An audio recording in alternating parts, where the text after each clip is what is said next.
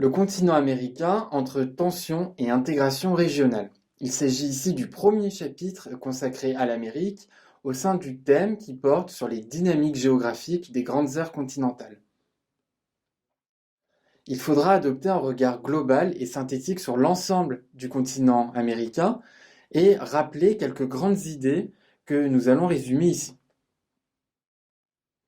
Tout d'abord, il faudra bien montrer l'inégal développement du continent divisé entre un nord composé du Canada, des États-Unis, qui constitue une grande aire de puissance de la mondialisation, et le reste du continent qui est composé de pays en développement ou de puissances émergentes comme le Brésil.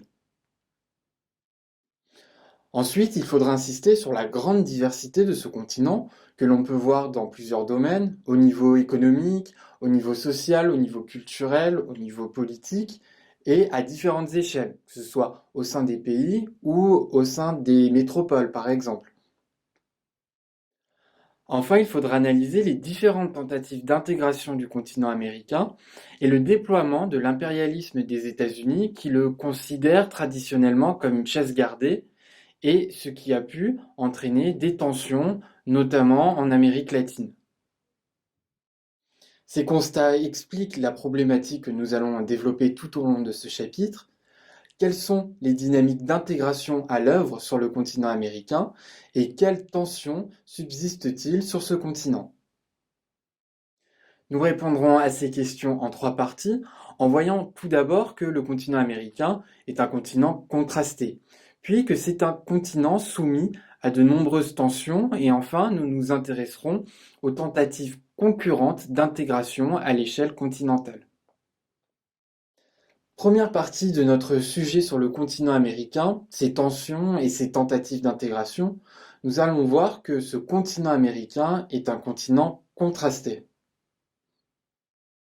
Le premier élément de ces contrastes concerne les contrastes de développement au sein du continent entre un nord composé du Canada et des États-Unis, qui est une grande aire de puissance de la mondialisation, et un sud nettement plus hétérogène, qui est composé à la fois de puissances émergentes, comme le Brésil, et de pays parmi les moins avancés, selon la définition de l'ONU, comme Haïti. À plus grande échelle, il vous faudra rappeler les inégalités de développement que l'on peut constater entre des territoires bien intégrés dans la mondialisation et des périphéries marginalisées. Sur le continent américain, nous trouvons en effet une ville globale, New York, des métropoles mondiales comme Toronto, Canada, Los Angeles, Mexico, Rio de Janeiro ou Buenos Aires, et enfin des façades maritimes comme au nord-est des États-Unis, en Californie ou au large du sud-est brésilien. Nous trouvons aussi des territoires marginalisés et peu mis en valeur. Pensez aux périphéries arctiques, comme dans l'Alaska, ou amazoniennes au Brésil. Et aussi, nous constatons de fortes inégalités, notamment à l'échelle urbaine. Pensez ici aux ghettos des métropoles américaines, aux favelas des métropoles brésiliennes ou encore aux bidonvilles des métropoles latino-américaines. L'ensemble de ces contrastes sont à l'origine de migrations transcontinentales, notamment du sud vers le nord, malgré des dynamiques de rattrapage que l'on peut constater au sud du continent. Deuxième point, les sociétés du continent américain sont marquées par des contrastes culturels. Ces contrastes culturels sont en partie un héritage de leur histoire et notamment de la colonisation.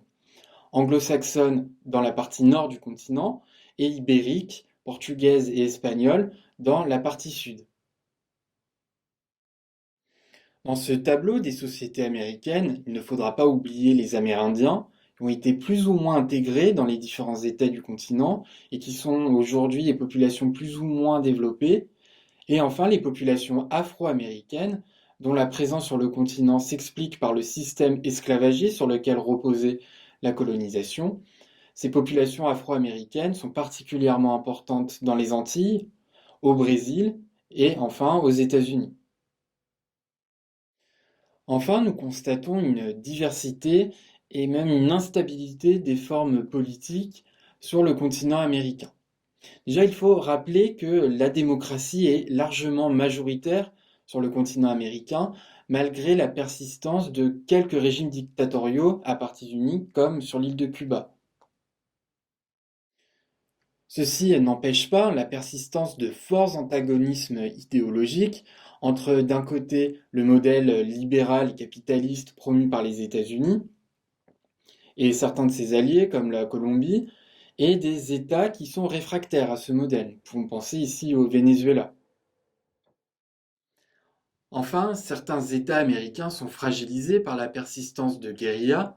Nous pouvons penser à la guérilla des FARC, guérilla communiste en Colombie, ou par la présence d'organisations de narcotrafiquants, ce qui est un problème particulièrement important en Amérique centrale et dans certains pays comme le Mexique ou le Salvador.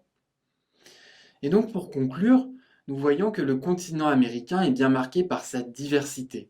Et c'est cette diversité qui est à la source de plusieurs tensions à l'échelle du continent.